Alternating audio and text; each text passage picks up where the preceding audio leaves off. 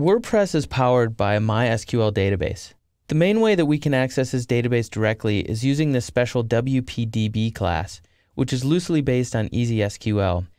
It's an abstraction of the SQL language for MySQL, and it does require a little bit of knowledge of structured query language. Keep in mind that while you can access most of the data in the database directly, you probably don't want to. There are a lot of different functions made there to get options and get posts and pages and things like that. You want to use those where possible. Eventually, you may be creating your own database tables, and this can be helpful to know. I have a dbinfo PHP plugin that I created in our plugins directory, and it's set up to be a widget in the admin. So you can see I've added this dashboard widget function, which registers that function, and then I added the action. So I'm all set up, just like we learned how to do in the admin widgets video.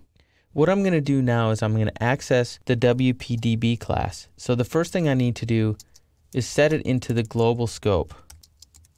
That allows me to access it at will. Now I'm going to output some data. First I'm going to put a little title, dbinfo dashboard widget. And under here, let's make sure to close that out because I'm going to be using my PHP in here.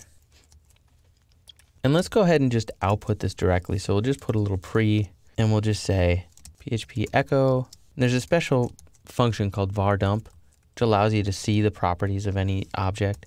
And we'll just pass in WPDB. So we'll save it.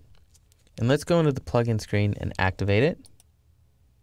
And then we can go to our dashboard, and we should see it up here. So you can see it's output all this data. We have show errors, suppress errors, last error, num queries, num rows, rows affected, right? All kinds of different information that tell us about the database. All the different fields are available as properties. You can see I have the categories field. I have some other things, the users table, the taxonomy table, all this information I can access. We don't need to see all that though, but maybe we do want to see a couple things. Let's add something that will output the last query. So to do that, we simply say echo WPDB last underscore query. Close the paragraph. That's not what I wanted to do. We'll do another one that'll show the last error. It's just for admin users so they can see what's going on in the database. Let's go ahead and refresh. So you can see we have our last query, which was something in regards to generating the menu, and the last error, which is nothing, because we haven't had any errors yet. All right, so let's go ahead and get some more information. There's a special query method that will run the query, but it'll return how many records were affected by that query. And a lot of times we use this for insert and updates and things. But it can be a good way to get a count of something. So total users, and then we can just say echo WPDB query. And then in here we can just say select ID from WP users. And you can type in the fields directly, although usually you're going to want to use these variables, which I'll show you in a second.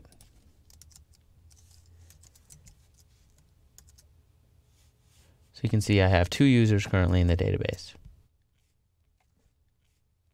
If you want to access data from the database, there's basically 4 ways you can do it.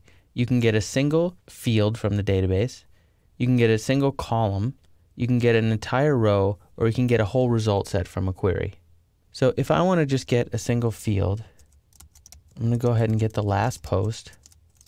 And we're just going to say echo PDB get var. And then we'll just say select post title from. And then to use the table names that are built in, you can just concatenate on the properties, WPDB, and this is going to be in posts, dot. And then you can add a where clause, where post author equals, let's go ahead and put this on a new line so we can read it. Make sure you have enough space in between here. Now I want to get the ID of the current user, and I can do that by globalizing the current user property. So now I can just concatenate in here the ID. So this will tell whoever's looking at the query the last post that they made, and then we'll close the paragraph. Refresh it. So the last post was hello world, which is the only post because we're just using the default installation. When you go in to get an entire column, an entire row, or a result set, you're going to use get call, get row, or get results.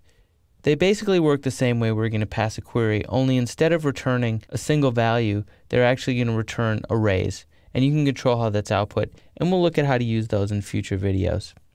So WordPress has the built-in WPDB class that allows us to access the built-in WordPress database. In addition to the number of properties it has that can give you all kinds of information about the database, it also has a number of methods that allow you to query the database in a number of different ways directly.